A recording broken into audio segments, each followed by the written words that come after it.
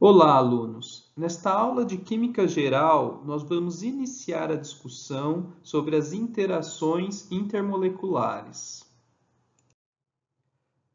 O objetivo desta aula é apresentar as interações intermoleculares que vão possibilitar a vocês compreenderem as diferenças em diversas propriedades das substâncias, como as diferenças de ponto de fusão, de ponto de ebulição, de solubilidade, a viscosidade, a tensão superficial, né, solubilidade.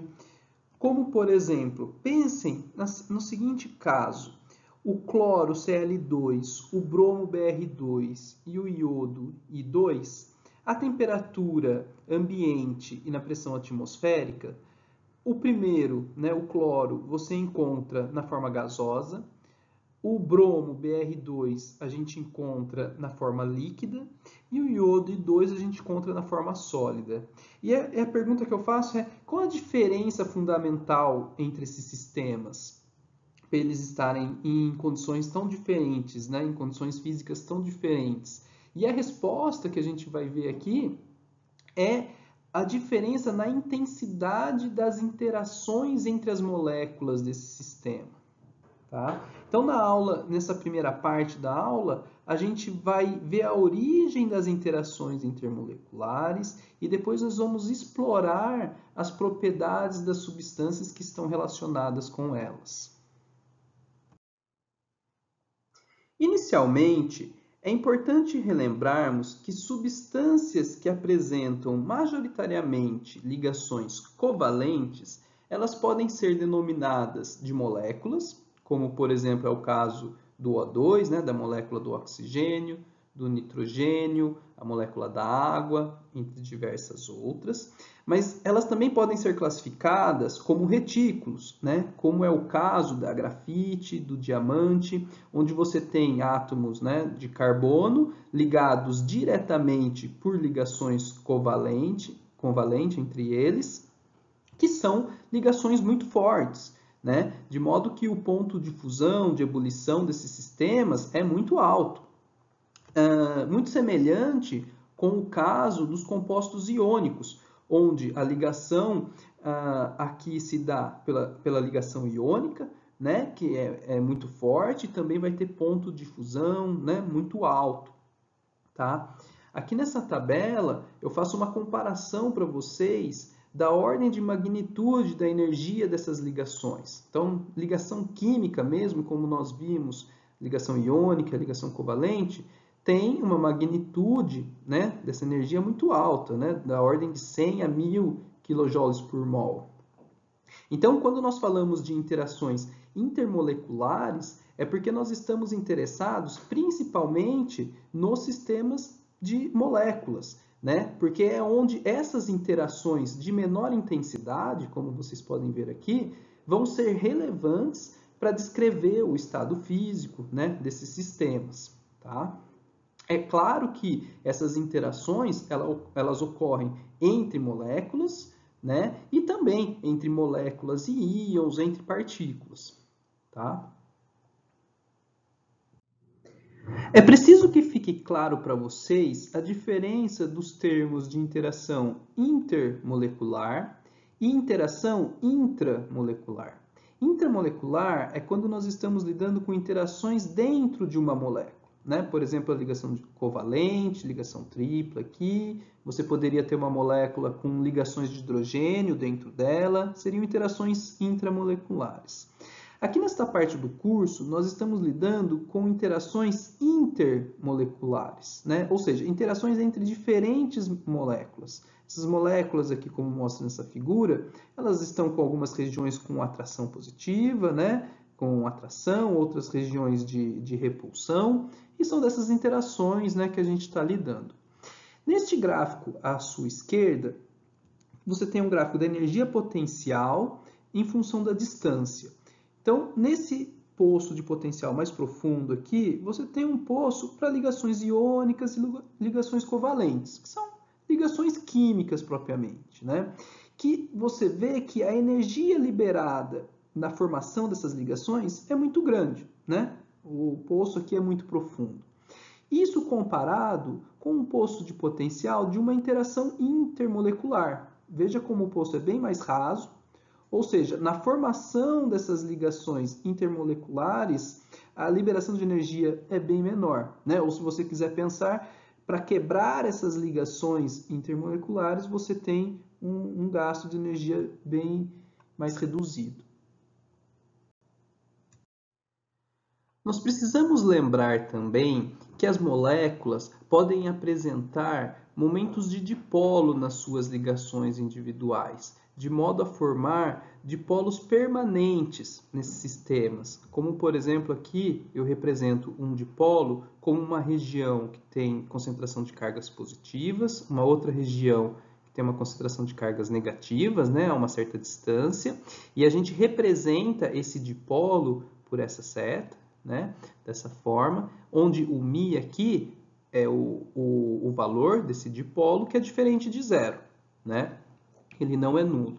Então, nós vimos, por exemplo, no caso da molécula da água, que a ligação aqui OH apresenta uma polaridade nesse sentido, né? Então, aqui você também tem uma ligação OH, resultando uma polaridade na molécula da água, resultante aqui vertical para cima, certo? Onde, se você analisar, então, você vê que você tem na região próxima ao oxigênio uma região de densidade de carga parcial negativa, certo? E próximos aos hidrogênios, você tem uma região de carga parcial positiva, resultando numa polaridade nessa molécula, né? E isso a gente tem que conseguir analisar para os diversos tipos de moléculas que nós vamos analisar, para poder ver se vão existir interações de dipolo no nosso sistema, né? Aqui eu dou mais um exemplo, como no cloro-metano, onde a nuvem eletrônica é deslocada aqui para próximo do cloro, tornando uma região de carga parcial negativa para cima, e aqui embaixo uma região de carga parcial positiva, né, com um dipolo permanente nesse sistema. Assim, as interações intermoleculares que nós vamos estudar aqui são as seguintes. A primeira dela é a interação íon-dipolo, ou seja, a interação entre um íon e uma molécula polar. A segunda é a interação dipolo-dipolo, ou seja, a interação entre moléculas polares que apresentam o momento de dipolo. A terceira é a interação dipolo-dipolo induzido, ou seja, que se dá entre moléculas polares, que apresentam o momento de dipolo, e moléculas apolares, né, onde a molécula polar vai induzir o momento de dipolo na molécula apolar.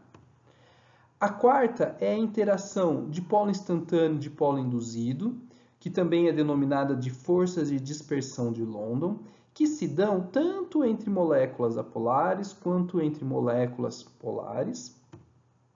E o quinto são as ligações de hidrogênio, né, que são um caso especial de interação dipolo-dipolo, que tem, né, uma intensidade bem mais elevada, como a gente vai ver mais à frente. Todas essas forças, essas interações, também são denominadas no livro dos textos de forças de Van der Waals, porque Van der Waals estudou isso de uma forma generalizada. E o quarto caso aqui é conhecido como forças de dispersão de London, porque foi a força que London estudou mais profundamente entre as moléculas apolares, né?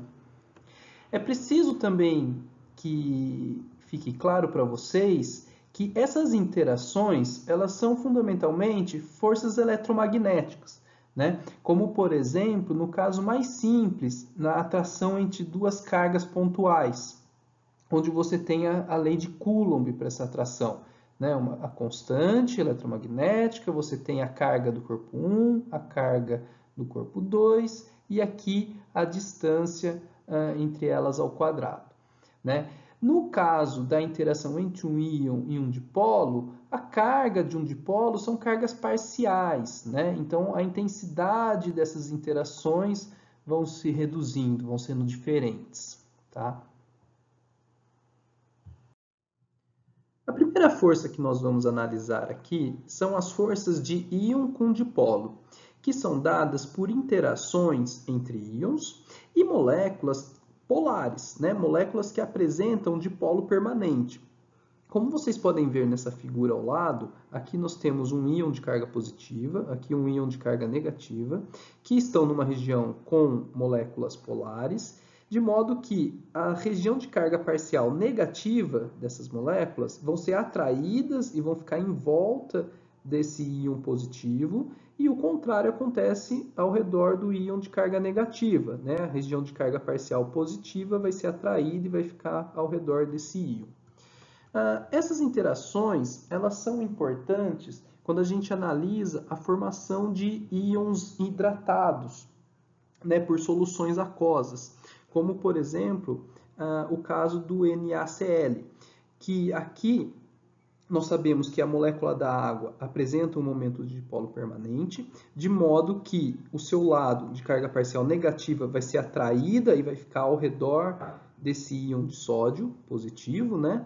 E a região de carga parcial positiva da água é que vai ficar ao redor desse íon de Cl-, que tem carga parcial negativa. Essas interações, então, elas apresentam uma energia da interação da ordem, né, de acordo com essa equação aqui, onde o módulo de Z é a carga do íon que você está lidando, né? O μ é o momento de dipolo, né? A intensidade do dipolo da sua molécula polar, né? No caso aqui pensando na água. E o R é a distância entre a molécula polar e este íon, certo? A distância D. Neste exemplo aqui de baixo, comparando o lítio com o magnésio, note como o lítio ele apresenta carga positiva, né, mais, e uma distância D de 78 picômetros, né, picômetros. Olhe como o magnésio ele tem carga 2+, ou seja, ele tem uma carga maior do que a do lítio, e a distância D é aproximadamente a mesma, aqui 78, aqui 79, certo? Então, a distância é aproximadamente a mesma, o momento de dipolo é o da água, é o mesmo nos dois casos, porém a carga do íon aqui no magnésio é maior, certo? E isso vai se refletir nas entalpias de hidratação desses sistemas, né? Como você pode ver aqui, para o magnésio, olha a entalpia de hidratação, menos 1922 kJ por mol. Para o lítio, apenas 515 kJ por mol, tá? Outra comparação eu apresento nessa tabela, onde nós vemos os raios, né, a distância. O raio seria o tamanho do íon, né, e a entalpia de hidratação de diferentes íons de metais alcalinos, né? Então aqui você tem o lítio, o sódio, o potássio, né? Aqui você vai vendo o raio do íon aumentando, né? O tamanho deste íon aumentando. E nessa outra coluna da tabela, você vê a entalpia de hidratação, né? E vê como ela vai diminuindo. Então, conforme o raio do íon aumenta, a energia de hidratação está diminuindo, a entalpia de hidratação está diminuindo. Isso se explica principalmente porque conforme maior o raio deste íon, maior será a distância entre a molécula polar e o íon, né? Conforme você pode comparar nesses dois casos aqui, do potássio e do lítio. Então, conforme maior o raio, maior vai ser essa distância, né? Aqui 133 picômetros para o potássio e para o lítio 78. E as energias de a entalpia de hidratação, menos 515 e aqui menos 321 kJ por mol. Nós vamos ver mais sobre isso quando nós estivermos discutindo a formação de soluções, nos exemplos que a gente vai discutir mais à frente. A segunda força são as forças de dipolo-dipolo, que se dão por interações entre moléculas polares, né, que apresentam dipolo permanente. Então, aqui nesse sistema ao lado, você vê as moléculas polares interagindo, né? As regiões de carga parcial negativa de uma molécula vão ser atraídas pelas regiões de carga parcial positiva da outra e regiões de carga parcial semelhantes vão se repelir. Então, nesse sistema, você tem atração e repulsão ocorrendo a todo momento, né? Como, por exemplo, num sistema líquido, onde essas moléculas apresentam uma certa mobilidade, né? Uma agitação térmica, e essas interações ficam ocorrendo, de modo que a gente consegue compreender as energias necessárias para quebrar essas interações num processo de evaporação, né? Ou no processo de condensação de um gás, né? Aqui eu mostro a acetonitrila num sistema líquido, né? Onde elas têm uma agitação térmica e, portanto, a todo momento você tem atrações e repulsões nesse sistema. E quando você vai removendo a energia térmica dele, você vai diminuindo essa agitação das moléculas, elas tendem a encontrar uma posição de equilíbrio, né? Onde as cargas opostas dos sistemas tendem a minimizar essas posições, encontrando essa posição de equilíbrio, né, num sistema sólido. Tá? Essas interações de polo, elas são mais fracas do que as interações de um íon diretamente com um íon, é mais fraco do que a interação de um íon diretamente com outro dipolo, né? Porque aqui a gente está lidando de dipolos, né? Interação de polo, que já são relacionados a cargas parciais, né?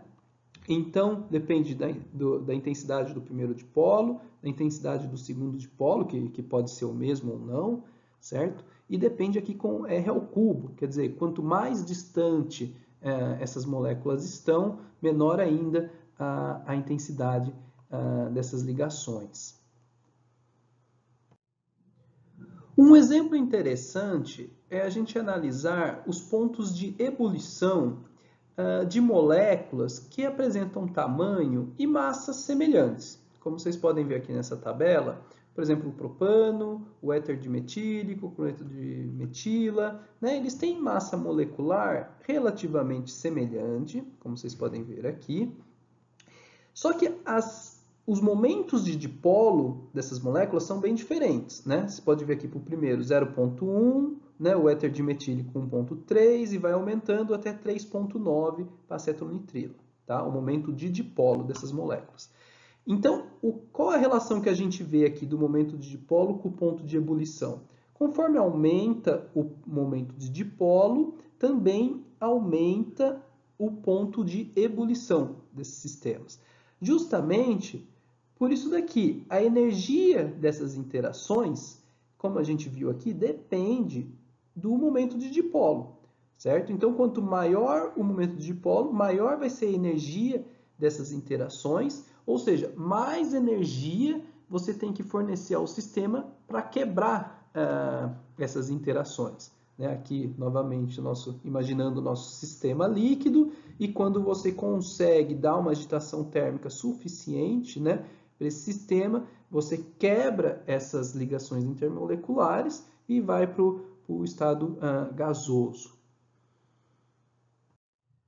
A terceira força são as forças de dipolo induzido, que se dão por interações entre uma molécula polar, né, que apresenta um dipolo permanente, e uma molécula apolar, né, que não vai ter dipolo, mas que vai sofrer uma indução de um dipolo quando uma interage com a outra. Tá? Essa interação ela é interessante no caso de gases dissolvidos em água, como, por exemplo, a molécula do O2, do oxigênio, que ela isolada, ela é apolar, certo? A sua nuvem eletrônica está distribuída igualmente aqui.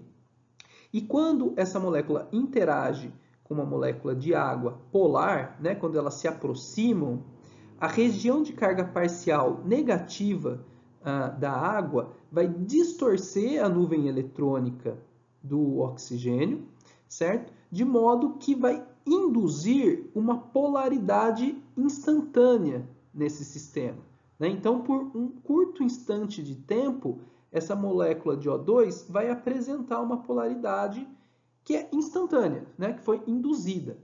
Tá?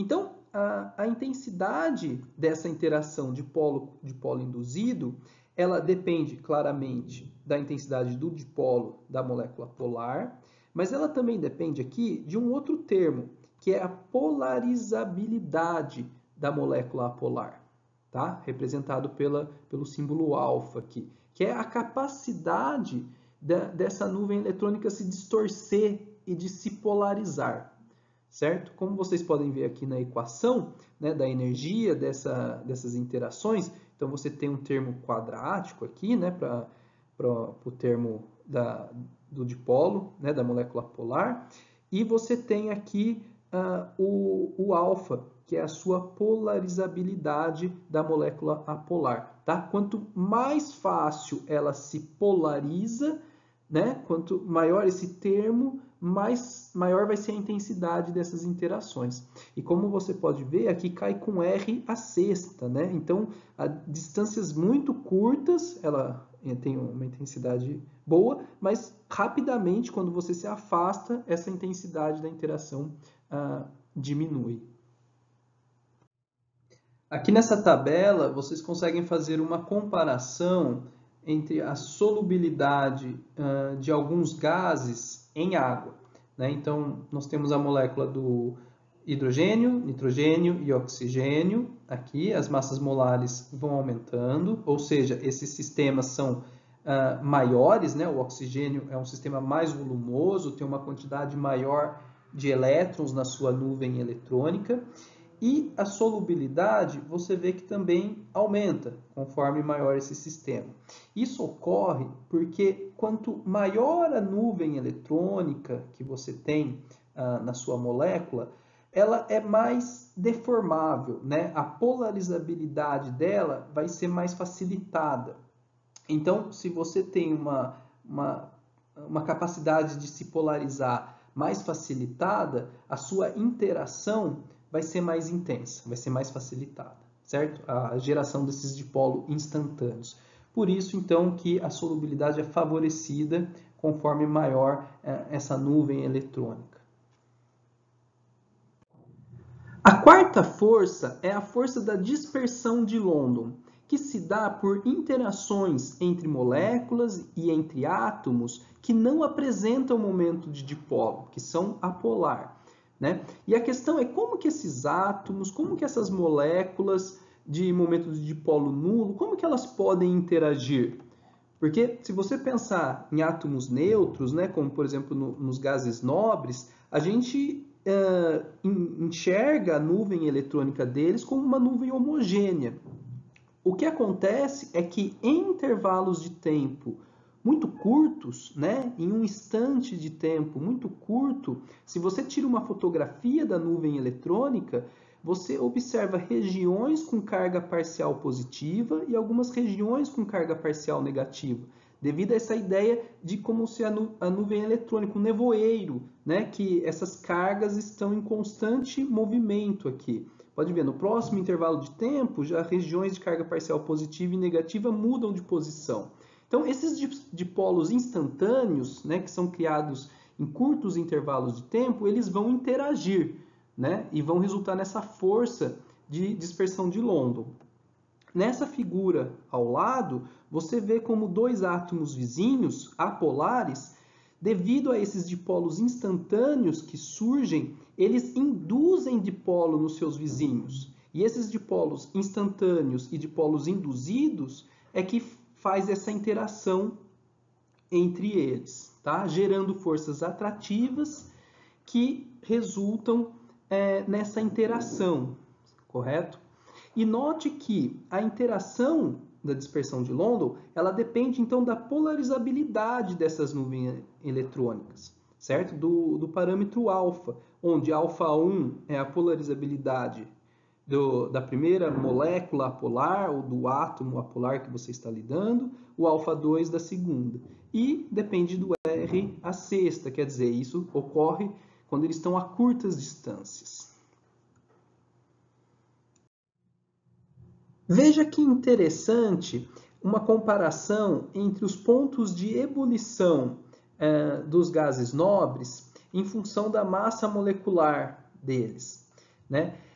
Conforme você aumenta a massa molecular, indo aqui do hélio para o neônio, para o argônio, né? Você vai aumentando a massa molecular desse sistema, a nuvem eletrônica desses sistemas é bem mais volumosa, é maior, e os pontos de ebulição também vai aumentando, né? Como vocês podem visualizar nesse gráfico aqui ao lado, né? A massa molecular em função do ponto de ebulição.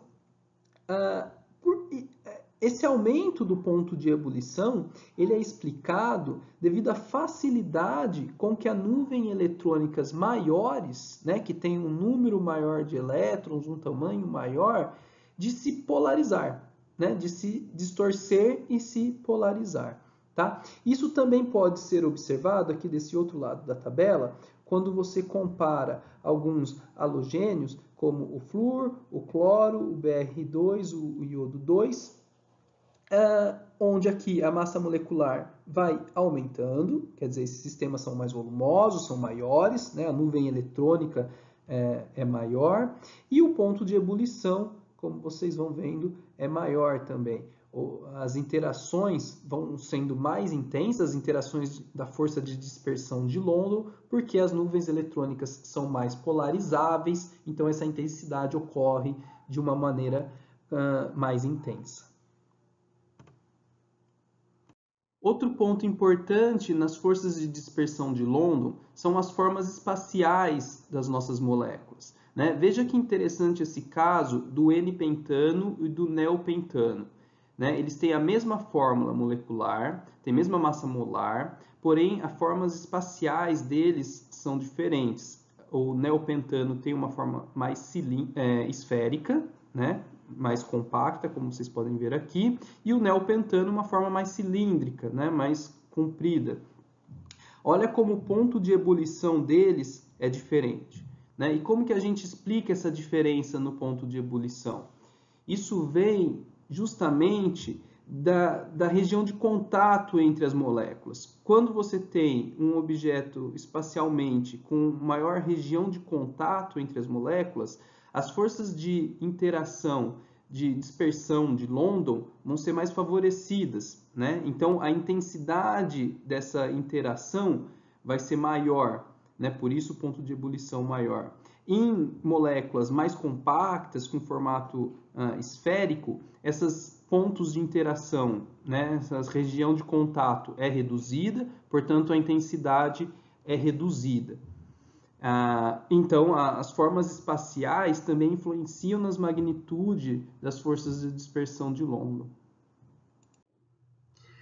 O quinto caso são as ligações de hidrogênio. A forma clássica de nós explicarmos a formação de uma ligação de hidrogênio é quando átomos de hidrogênio estão ligados a um átomo pequeno e fortemente eletronegativo, como é o caso do nitrogênio, do oxigênio, do flúor, mas podendo ser outros também. E esse átomo de hidrogênio, ele vai estar com uma carga parcial positiva muito significativa, né? De modo que ele vai poder interagir fortemente com os elétrons de um outro átomo, né? Por exemplo, aqui na molécula da água, você tem a ligação OH, né? O par de elétrons dessa ligação ele está muito deslocado aqui para a região do oxigênio, de modo que esse hidrogênio está com uma carga parcial positiva muito intensa, e quando essa molécula se aproxima de outra molécula de água, essa carga parcial positiva vai poder interagir fortemente com os elétrons dessa outra ligação, né? Dessa outra molécula. Então, essa ligação que se estabelece é o que nós denominamos de ligação de hidrogênio. Algumas propriedades da ligação de hidrogênio é que ela possui um caráter direcional, então ela é mais forte quanto mais próximo o ângulo dessas ligações é de 180 graus, né, quando forma essa linha reta aqui entre essas ligações. Dentre as interações intermoleculares, a ligação de hidrogênio é a mais forte, ela tem um caráter covalente, né? Ela pode chegar a ter 10% da energia de uma ligação covalente. E em algumas moléculas ela predomina, então mesmo no estado gasoso, às vezes você mantém essas ligações.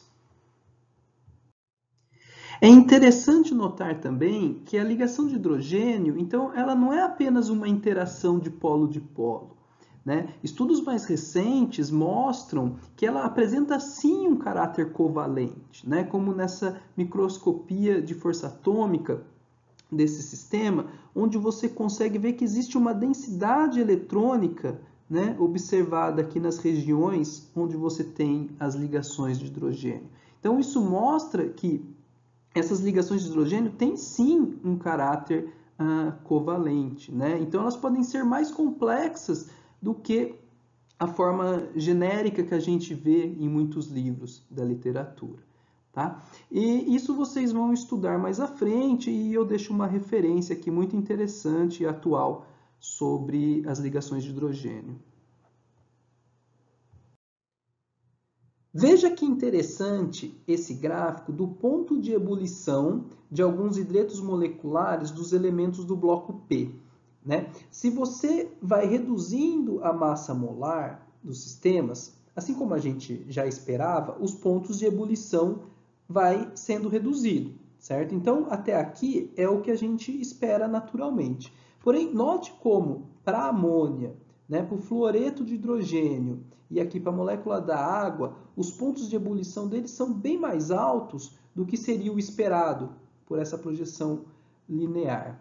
Esse gráfico, então, ele está evidenciando para a gente a alta intensidade das ligações de hidrogênio, que ocorrem justamente quando a gente tem esses sistemas, né, do hidrogênio, oxigênio, flúor e nitrogênio. Tá? Então, como você tem a presença de ligações de hidrogênio nesses sistemas aqui, essas interações são muito fortes, de modo que o ponto de ebulição desses sistemas vão ser muito altos, né? Porque a energia necessária para você quebrar essa interação vai ser alta, né? E, portanto, o ponto de ebulição é mais alto. Então, nessa aula, nós vimos as origens das interações intermoleculares, né? A interação entre o íon com uma molécula polar, a interação entre moléculas polares, né? A interação de polo-dipolo. Nós vimos a interação entre uma molécula polar e uma molécula apolar, né? A interação de polo-dipolo induzido. Vimos as interações de dipolo instantâneo e dipolo induzido, né? As forças de dispersão de London. E vimos o caso especial das ligações de hidrogênio, né, que tem alta intensidade e geralmente dominam, né, em intensidade as outras interações intermoleculares. Tá? Então, a gente encerra aqui essa primeira parte da aula e a segunda parte nós vamos explorar as propriedades e diversas aplicações relacionadas às interações intermoleculares. As referências dessa aula e bons estudos.